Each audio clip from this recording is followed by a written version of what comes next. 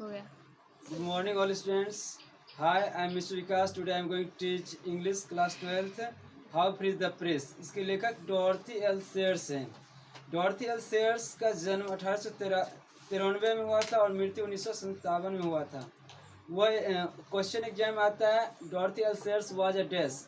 चार ऑप्शन दे देगा, playwright, essayist, poet and writer. इनमें से कोई नहीं या इनमें सभी दे देगा। तो आप इसके बारे में सही से जान जाइए। वह एक एसिस्ट थे, मतलब निबंधकार थे। वह एक प्ले राइट थे, मतलब नाटककार भी थे। पोएट थे, पोएट मीन्स लेखक, और राइटर मीन्स पोएट मीन्स कवि एंड राइटर मीन्स लेखक। डिटेक्टिव फिक्शंस, वह डिटेक्टिव फिक्शंस लिखते थे, रचनात्मक कुछ कार्य करते थे। Was educated eight summer valley college, वो शिक्षा कहाँ से प्राप्त किए थे? समर वैली कॉलेज से। ऑक्सफोर्ड, जो ऑक्सफोर्ड में है। ऑक्सफोर्ड कहाँ पड़ता है? ऑक्सफोर्ड यूनिवर्सिटी इंग्लैंड में। 1915 में वो ऑक्सफोर्ड यूनिवर्सिटी में समर वैली कॉलेज से अपना एजुकेशन प्राप्त किए। Sayers become one of the first women to graduate from Oxford University. वह पहली महिला थी जो ऑक्सफोर्ड यूनिवर्सिटी से शिक्षा प्राप्त की थी। ये भी ऑब्जेक्टिव क्वेश्चन बन जाएगा आप लोगों का। Who was the first women who get the education in the Oxford University? Then answer आप लोग को टिक लगाना है, Dorothy L Sayers. Her published works include clouds, उनकी प्रमुख रचनाएं जो प्रकाशित हुई वो है clouds of the winters. Clouds of the winters हो गया, उसके अननेचुरल डेथ हो गया, मतलब अप्राकृतिक मृत्यु। लॉर्ड पीटर, जैसे कोई जहर खा के मर जाता है, फांसी लगा के मर जाता है, सब हो गया unnatural death. Lord Peter views the body, उसके बाद नाइन टेलर्स, उसका गुड नाइट, ये सब उनकी प्रमुख रचनाएं हैं। She has edited great short stories, वो बहुत सारी छोटी छोटी कहानियाँ लिखे हैं। उसी दरमियान वो रचना की है एक निबंध का, उसका नाम है हाउ फ्री द प्रेस। उसके बारे में यहाँ पे मैं आप लोगों को एक शॉर्ट समरी निबंध के रूप समरी के रूप में आपको समझा देता हूँ। यहाँ पे बोर्ड पे है, how free the press, press की स्वतंत्रता। प्रेस आज कैसे स्वतंत्र है? प्रेस का मतलब हो गया, सीधा संबंध आपका हो गया प्रेस का रेडियो, मोबाइल में जिसके माध्यम से आप देश विदेश के न्यूज खबर को जानते हो, प्रेस हो गया। अखबार हो गया, टेलीविजन हो गया, ये सब प्रेस का माध्यम हो गया। How free is the press, press कैसे स्वतंत्र है? इसकी रचनाकार जस्ट बताए थे डॉर्थी एल सेयर्स हैं। Is a very good essay, यह एक बहुत सुंदर निबंध है। It has been written by Dorothy L Sayers, यह निबंध डॉर्थी एल सेयर्स के द्वारा लिखा गया है।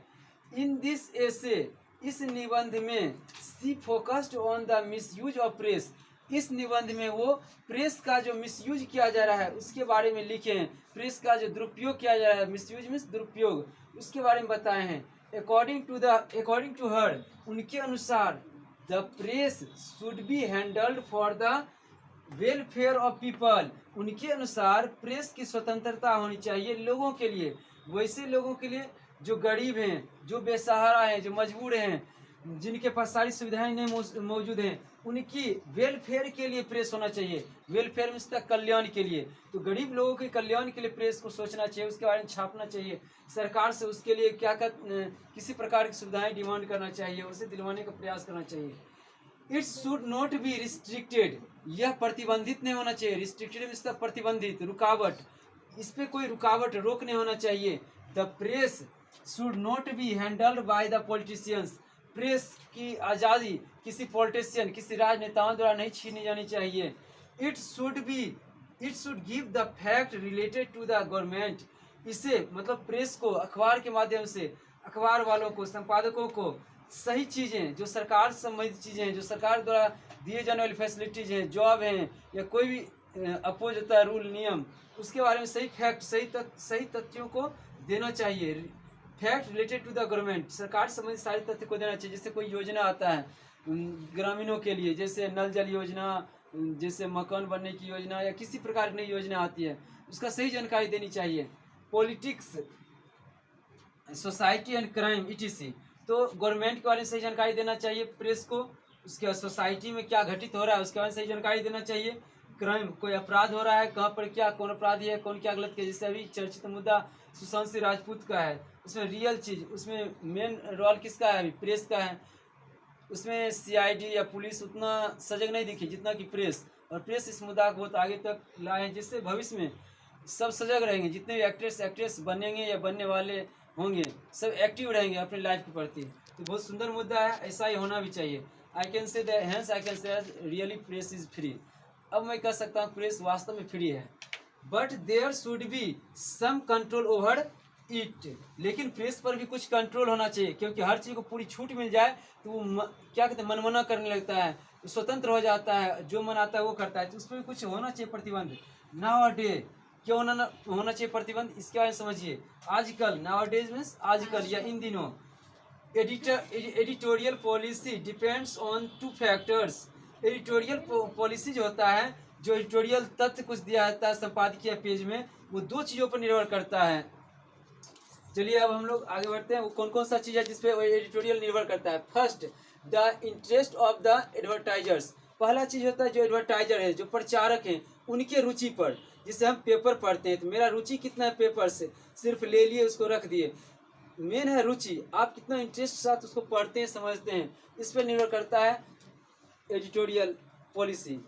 Second, the wealth of the owner. दूसरी बड़ी बात है कि जो अमीर व्यक्ति हैं, जो किसके अमीरी के बारे में बात किया गया है, वेल्थ ऑफ द ओनर, जो मालिक हैं, जो पेपर छापते हैं, जो पूरा अपना इन्वेस्ट किए पूंजी, उनके ऊपर निर्भर करता है कि वो हर समस्या का सामना करने के लिए तैयार है या नहीं है।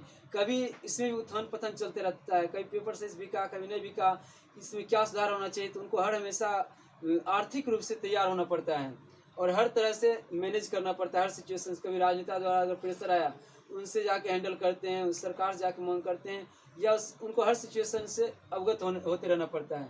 द एडवर्टाइजर्स, और जितने उनके एडवर्टाइजर हैं, प्रचारक हैं, उन सब के बारे में उनको सोचना पड़ता है कि उनके लिए क्या फैसिलिटी, क्या सुविधाएं दी जाए।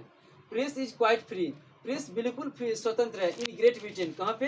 ग्रेट ब्रिटेन में। क्वेश्चन ऑब्जेक्टिव आएगा, where is press quite free. Press बिल्कुल कहाँ स्वतंत्र है? इसका आंसर हो जाएगा इंग्लैंड में, ब्रिटेन में। Is no completely freedom in other countries. लेकिन प्रेस को उतनी स्वतंत्रता और किसी देश में नहीं है। There is political pressure over the mind of the editors. Editors के ऊपर कभी कभी पॉलिटिकल प्रेशर होता है, राजनीतिक दबाव बना दिया जाता है कि ये चीज़ छापिए, ये चीज़ नहीं छापिए। जिससे कोई इलेक्शन आता है, देखते हैं एक ही नेता के बारे में पूरा अखबार छाया रहता है। इसका मतलब क्या? कहीं न कहीं खरीद लिया है या उसको पैसा दे के उसको प्रोत्साहन दे रहा है और वो अपने बारे में छपवाता है। तो ऐसा नहीं होना चाहिए। यही चीज़ कहा जा रहा है, जो सच्चाई है उसको बताना चाहिए प्रेस को, न कि किसी एक राजनेता के बारे में उसको पूरा हाईलाइट कर देना चाहिए।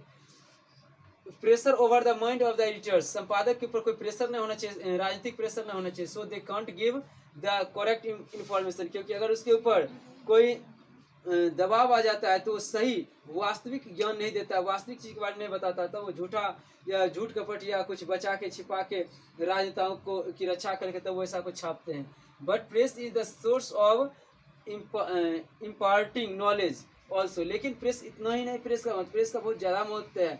इससे हमारा ज्ञान ही बढ़ता है। ज्ञानवर्धक बहुत सारी चीज़ें दिए रहते हैं, हमारे इतिहास के बारे में, हमारे सभ्यता संस्कृति के बारे में, आयुर्वेद के बारे में, दवाओं के बारे में, ग्रेट पर्सन्स के लाइफ स्टोरी के बारे में, क्रिकेट्स के बारे में, बहुत सारी पढ़ने लिखने की जानकारी हेतु बहुत सारी चीज़ें दी जाती है। इसलिए it imparting the knowledge also, यह हमारी नॉलेज को भी बढ़ाती है। At last we can say that, अंत में हम लोग कह सकते हैं कि that the press should be with healthy opinion. Press का एक स्वतंत्र, स्वच्छ और स्वस्थ विचार होना चाहिए, एंड रियल फ्रीडम, और वास्तविक आज़ादी होनी चाहिए। But the press is not completely free this days. लेकिन प्रेस आज बिल्कुल स्वतंत्र नहीं है। Thank you very much.